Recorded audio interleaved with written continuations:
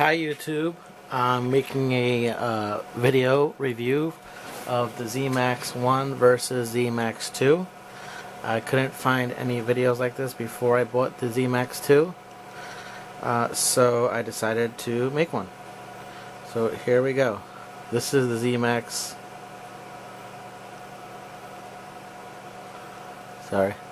This is the Zmax 1. This is the Zmax 2. Model Z970, originally from T-Mobile. They also make it for Metro.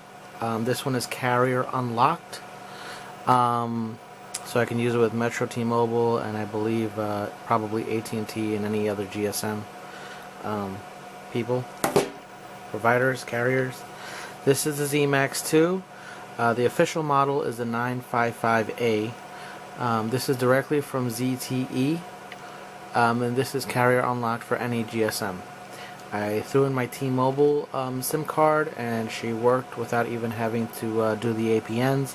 I tried to actually go into the APN settings to set it up, but I couldn't even undo it. It was weird. But hotspot works. That was my main question, because on the ZTE website it doesn't show hotspot, so it does work for T-Mobile just fine. Okay.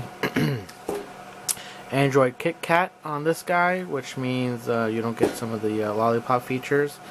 You get this very generic notification area, which I really hated in the beginning, but I learned to love it, and now I love it more than I love the lollipop, where you get, when you have no notifications, you get a blank black screen, time, date, and that's it, and then you have to switch over for the actual settings. So if you want to change your volume or your rotation, or you can even through here go to the hotspot. So I like this now. But anyway, and this is the lollipop with this kind of drop-down menu where you have notifications here. So you know, that's a personal preference if you like lollipop or KitKat. This had one major update from T-Mobile over the air, OTA, which I think was for LTE band 12. Works pretty good on T-Mobile. It's a T-Mobile phone originally. So this one, no updates at all as of today, which is 4/26/16. No updates at all out of the box. I've used the second phone for about a week. First phone I used for about 5-6 months, and I use it as a daily driver, meaning every day. Sorry, I'm not new to I am new to this camera and YouTube, but daily driver for me means I use it during the week. If I'm doing something, I'll switch over to one of my Samsungs or Sony, so I don't look like a cheapo. But these phones are very good for me during the week for going to work and lasting a whole day. I find the ZTEs to be well suited. Next, 5.7 inch screen here versus 5.5 inch screen. You lose a little bit of screen here. PPI 258, 267. Front camera 1.6 versus 2.0. Chipset is very similar, both Qualcomm, both quad core, both 1.2 gigahertz. This one is a Qualcomm 400 versus a 410. Adreno 305, Adreno 306. Both have hotspot, both except OTG, you know, for the wires, if you want to throw a mouse or a keyboard or whatever you want to do. Batteries 3400, 3000. The main reason I was interested in Zmax 2 is the removable battery. The 3000 is hard to kill. I've only killed it once or twice on really long days. But, you know, I like the ability to have a swappable battery, and this is what this enables me to do. You know, on this one, I need a SIM ejector tool also, which bothers me when I want to take out the SIM card or the micro SD card. I have to get a pin, the SIM ejector tool itself, or some kind of you know, paper clip to eject the stuff, versus here where I can just snap off the cover and go ahead and swap out batteries. Okay, removable battery, and also I don't have to use any ejector tool to get to the micro card. Oh, I have a 128 gigabyte card in here, which works perfectly here and also here where it was originally on the ZTE Zmax 1. It's not a nano, it's a micro SIM card. They call it, yeah, micro SIM card. And that comes out, you know, just pull it out. So that works fine. Okay, to be honest with you, the ZTE Zmax 1 original seems a little zippier and faster to me. I have two or three apps that I've noticed a little hiccup when I use the Zmax 2. This is, oh, I'm sorry, they're both using Nova Launcher. Nova Launcher for this guy and this guy.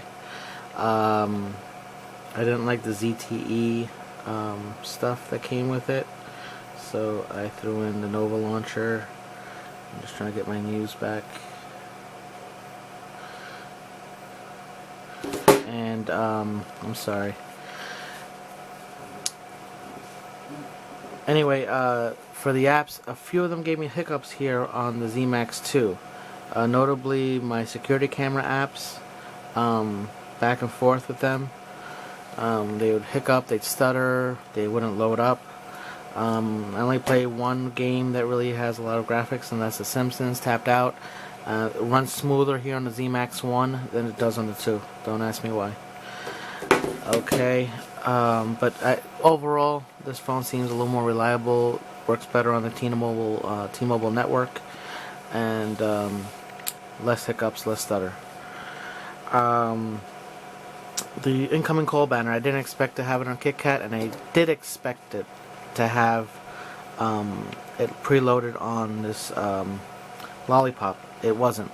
I was very disappointed about that. I thought it automatically came on Lollipop. I did not see the call banner, meaning when you get an incoming call, she'll pop up and say incoming and not disrupt what you're doing. It, you know, takes over the whole screen on this phone. I had to install L-Call to make that work. Physically larger and taller and wider. The Zmax 1 is, the Zmax 2. There in comparison, you'll see that she's taller, Zmax 1, and she's also wider. You can actually see Zmax 2, Zmax 1 shows a little screen actually. Alright.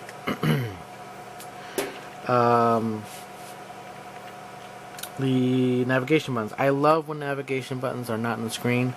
I love when they're outside of the screen, hard keys. That way, you know, they don't take up screen real estate.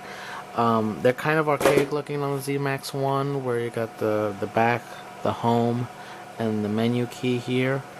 And they're very dim. Over here on the Zmax 2, they're very bright. You can reassign these to be either back or menu.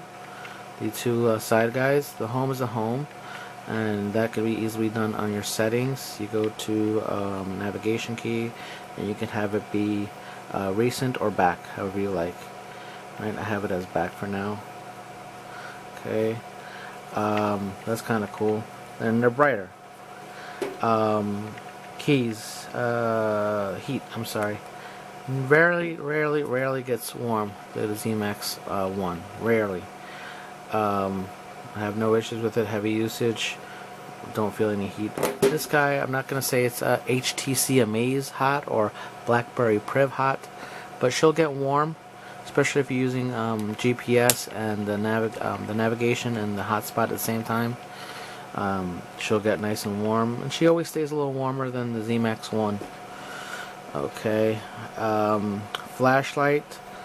This one came with a flashlight widget automatically, you know, OEM, so no advertisements or anything. This one didn't. I had to download one of those free guys, and she'll give me a banner with an advertisement from time to time. It gets annoying. And but it's also here on your on your drop down if you want, and if you're okay with that. Flashlight is right around here somewhere and turns on. Next, charging ports. They're both on the bottom, but the Zmax 2 has it here in the middle, versus Zmax 1 has it here on the left. I kind of like the left. It stays out of my way, and I have it set up on a few of my desks so that it catches that port well. What else we got? The one hand use. They're both not Sony Z Ultra size, the 6.4 inch phone. You can hold them with one hand and manipulate them. You might have to move your hand around and stuff, but for the most part you can use them with one hand. Of course this one is easier to use with one hand because it's smaller. It's got a textured grip back here. This one has a slippery grip. But with that said, overall, once you use this for a while, this becomes like a toy to use almost. It's very small in comparison. It's got a lot less height and width. Okay. LED lights. The Zmax 1 has an actual physical LED light that comes on when you charge it. Let me unplug this camera for a second. I'll show you. There's your it's charged, so it's showing green now, but she'll be red when she's charging, green when she's charged. Okay, versus here on the Zmax 2, all she does is breathe. You'll see the red, the blue light. She breathes and blinks, rather than any LEDs. No LEDs up top here. And that's a preference. I like the light. I'm old school. So that's that. Let me recharge this camera before it dies on me. The next we have is branding. There's no branding on the front of the Zmax 1 original, and it is a T-Mobile phone. Very surprised it has no T-Mobile branding here on top or on bottom. No Zmax branding on top or bottom.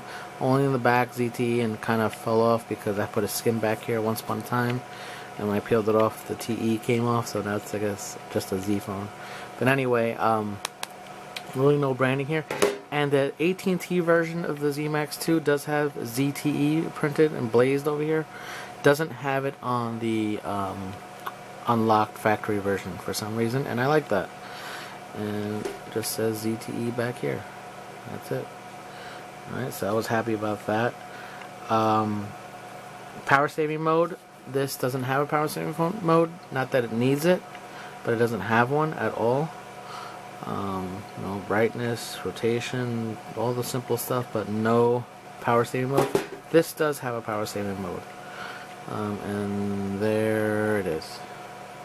And you can adjust priority stuff. You can adjust, once you go into it from the settings, you can adjust a lot of stuff. Especially you can adjust what comes in, what kind of connections, blah blah blah. Alright, we talked about the LEDs, no branding. Oh, button placement. I don't like the button placement on the Zmax 2. The power button is here on the 2, power, and the volume rocker is right here. And you can get confused pretty easily. And it just feels unnatural. Volume's above the power. I guess just getting used to it. I've only used it for about a week.